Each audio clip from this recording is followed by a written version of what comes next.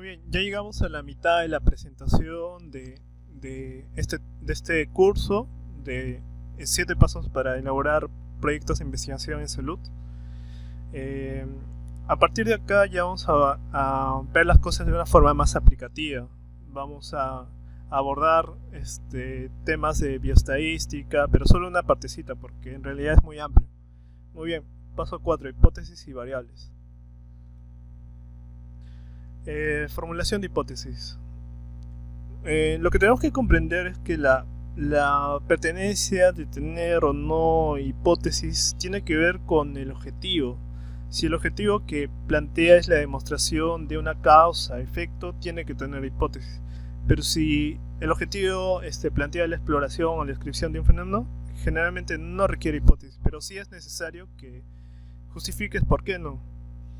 En estudios descriptivos, su gran mayoría no requieren hipótesis, así como también los estudios cualitativos que no presentan hipótesis. Hay dos componentes que seguramente ya no han escuchado: la hipótesis nula y la hipótesis alterna. La hipótesis nula es un supuesto en el cual no hay diferencia, o no hay cambio, o no existe asociación. Es una hipótesis conservadora y, como habitualmente se investiga para observar diferencias, cambios, asociaciones, en la hipótesis nula generalmente se plantea esperando que ésta sea rechazada. Lo contrario a la hipótesis alterna, en la cual nosotros sí esperamos que exista una asociación, un cambio y que no exista un rechazo. Como ustedes pueden ver en este ejemplo, la variable A no está asociada positiva o negativamente con B. En la hipótesis alterna, A está relacionada con B. Muy bien, ahora entramos al tema de variables. Variables, básicamente es una característica de algo que nosotros estemos estudiando. Por ejemplo, en personas, su edad, el género, el estado socioeconómico, esas vendrían a ser variables. O si nuestro estudio abarca otras unidades de análisis, como pueden ser animales, objetos, las características tanto de animales o objetos serían nuestras variables. Y bueno, existen dos variables que pueden ser controladas o no por el investigador: variables dependientes y variables independientes. Las variables dependientes no dependen o no están controladas por el investigador. Estas dependen de la respuesta propia del individuo. Imagínense, estamos haciendo un estudio clínico donde queremos ver la eficacia de un medicamento antipirético para disminuir la temperatura. En este caso, una variable sería el tiempo que demora en bajar la temperatura en un individuo. Eso tú no lo puedes controlar porque depende mucho de la respuesta de la persona.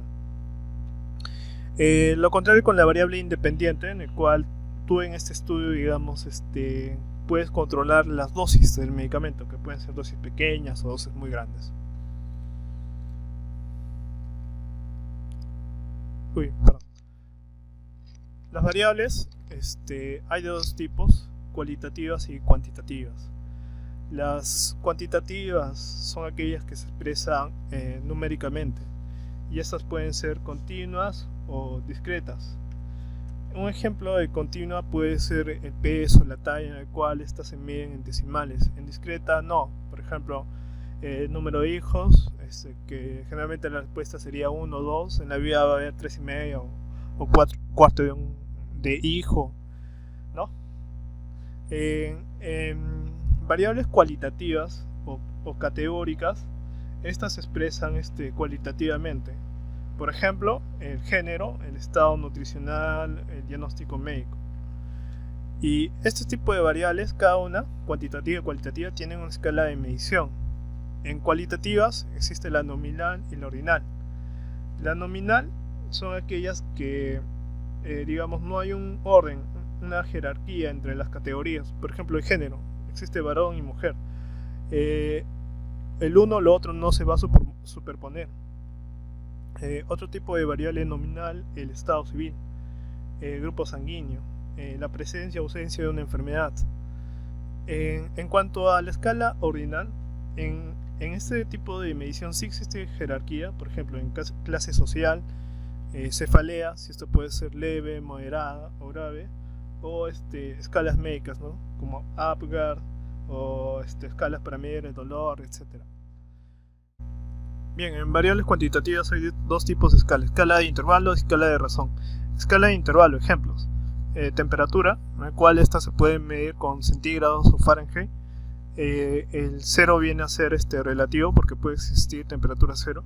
Otro ejemplo: puntajes de pruebas educativas, en el cual puede haber notas, por ejemplo 20, 10, 0 o negativo incluso.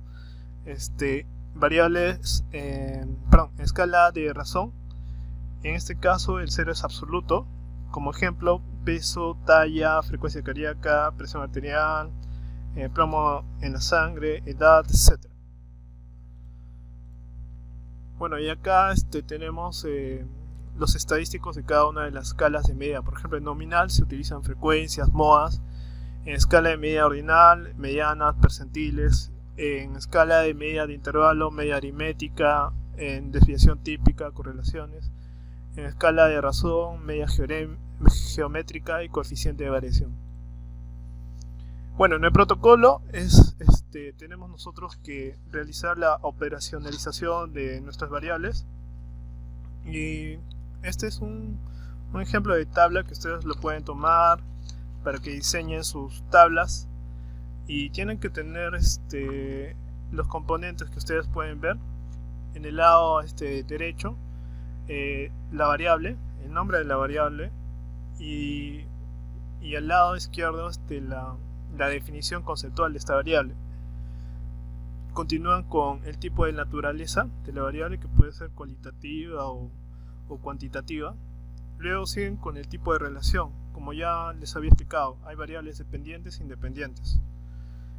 Luego continúan con el indicador de la variable. Por ejemplo, en anemia, un indicador es la hemoglobina sanguínea.